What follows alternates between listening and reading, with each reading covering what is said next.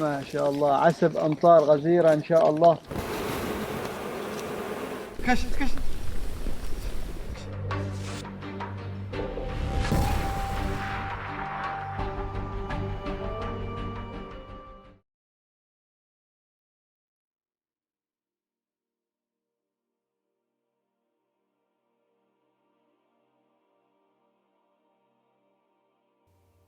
تبعد قرية طلحة عن محافظة مسقط حوالي 140 كيلومتر، ويمكن الوصول إليها عبر الطريق السريع مرورا بولاية نخل ثم ولاية العوابي، بعدها الانعطاف يمينا إلى وادي بني عوف بولاية الرستاق عبر طريق ترابي جبلي يشق الوديان والجبال حتى الوصول إلى القرية.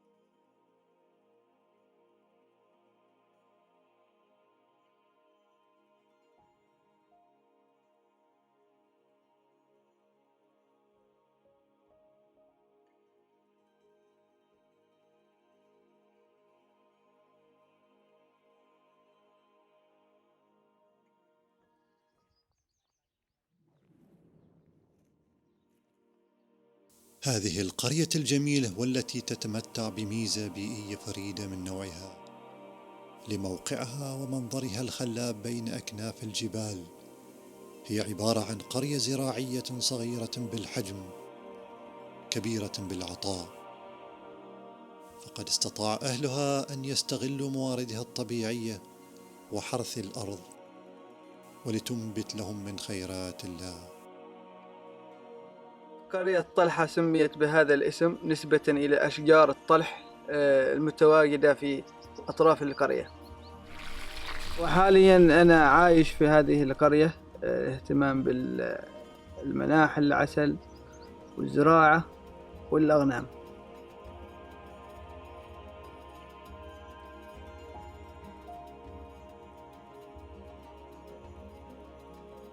نحكي اليوم قصة شاب عماني ورث حرفة الأجداد منذ الطفولة، فلم يفارقها إيمانا منه أن الزراعة هي أهم مقومات الحياة على وجه الأرض.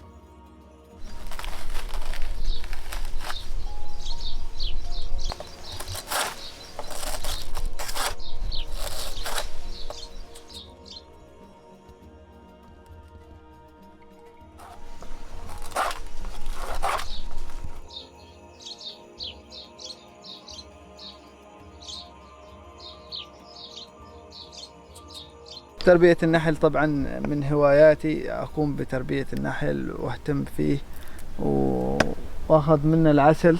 طبعا في هذه المنطقة تتميز، في منطقة طلحة تتميز بشجر الطلح، وأخذ منها عسل الطلح وعسل السدر وعسل السمر وعسل الشوع والسرح.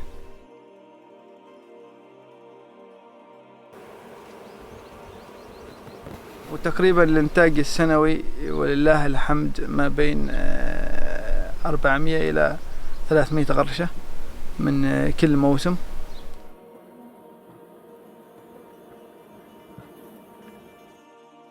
يولي سعود بالكثير من العناية الخاصة للخلايا بشكل مستمر ومتابعة مهام الملكة.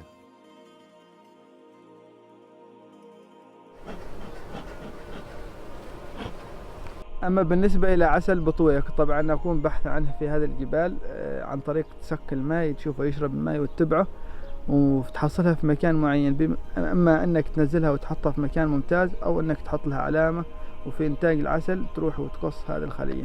والإنتاج تقريبا يتراوح ما بين 10 إلى 20 غرشة في السنة. هناك شوف هناك قدام.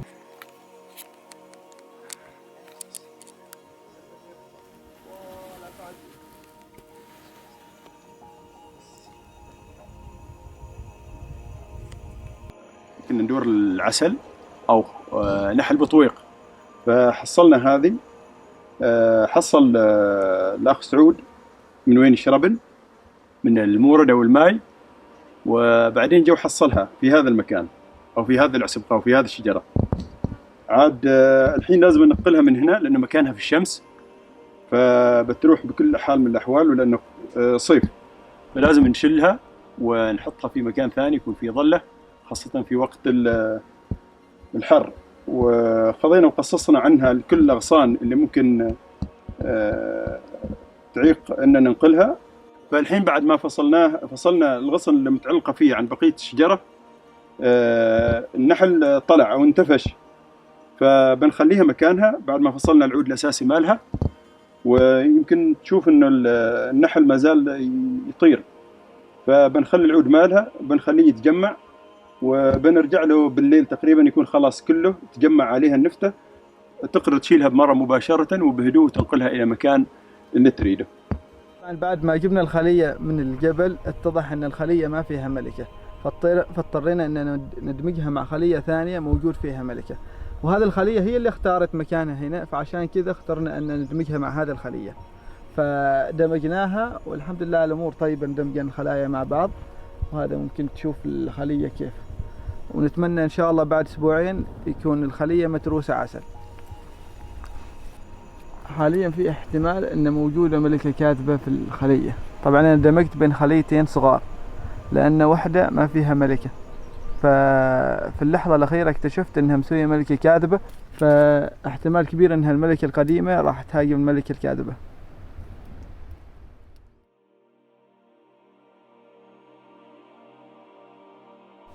طبعا ومن ضمن هواياتي طبعا البحث عن الكوارتز. ابتديت في البحث عن الكوارتز من كثر ما اطلع اتمشى في المناطق الجبلية، كان يشد انتباهي لمعان الكوارتز، فبحثت عنه وطلع وظهر انه اسمه كوارتز وحجر جميل، فتميت اجمعه واصنع منه طاولات بس يعني لاحتياجاتي الشخصية.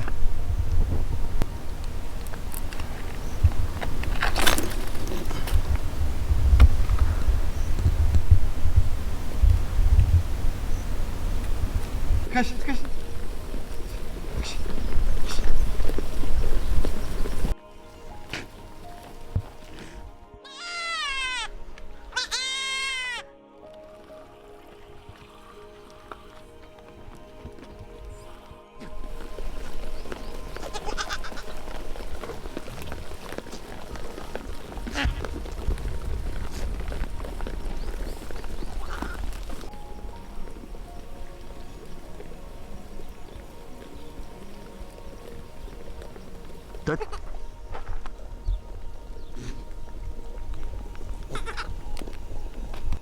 ما شاء الله، عسب أمطار غزيرة إن شاء الله.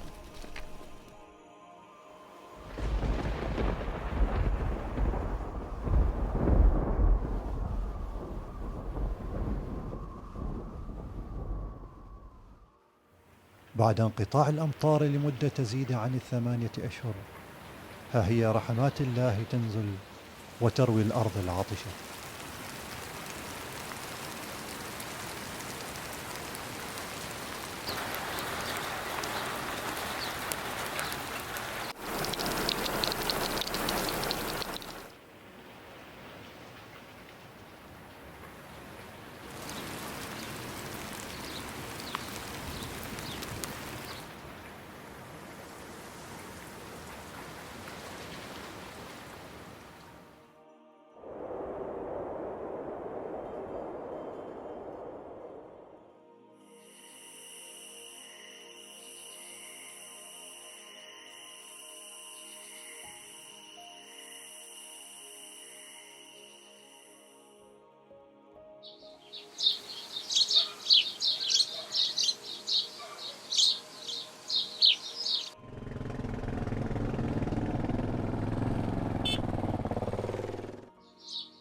مع شروق الشمس كل يوم تسطع الأشعة الجميلة على المزرعة، حاملة معها الأمل والنشاط وتفاؤل بيوم جديد وطموح جديد.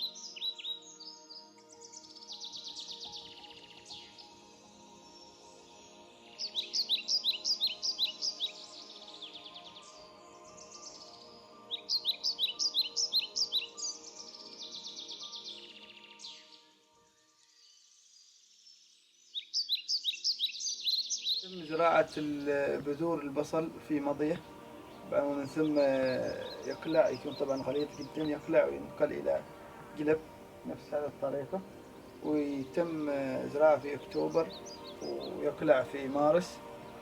وطبعا يسقى في البداية بين 5 أيام، بعدين بين 10 أيام، بعدين بين 14 يوم. طبعا لو كان هذا موسم خصب، موسم أمطار، كان يكون هذه المساحة مزروعة جل وخس وجلجلان وقرقير، يعني بعض من الخضروات، باذنجان، طماط، فلفل أخضر. ولكن قلة الأمطار هذه السنة ما سبب إلى بعض الأماكن الفارغة الجافة. هذه هي بذور الخس.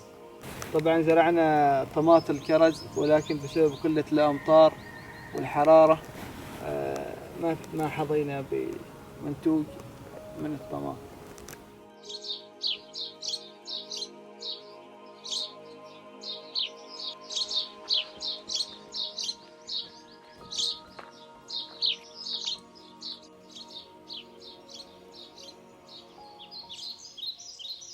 طبعا شجرة المانجا شجرة كبيرة ما شاء الله، ولا مرة ثمرت، ولكن بعد ما جرحناها بمسمار ثمرت للمرة الأولى. هذا واضحة الثمرة هنا ما شاء الله.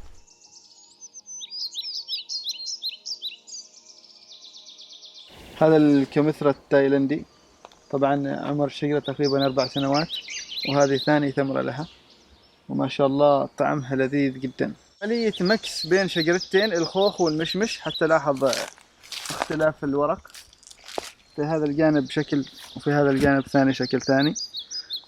تنبت يمين خوخ ويسار مشمش.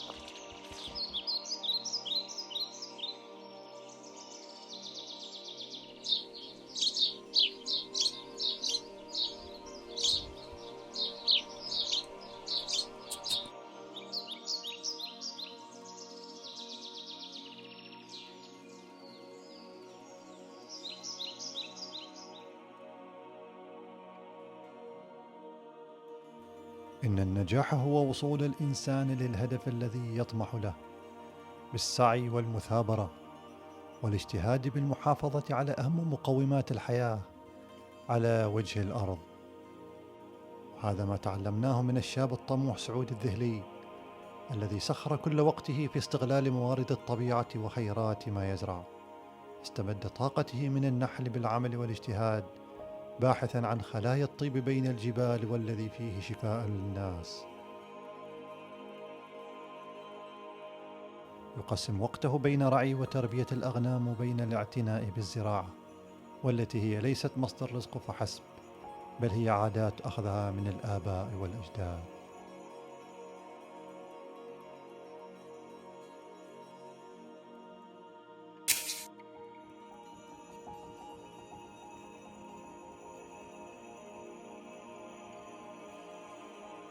يقول أمير الشعراء: نحن أصحاب المهن ليس يعنينا الترف، ولنا كل الشرف أننا نحيي المهن.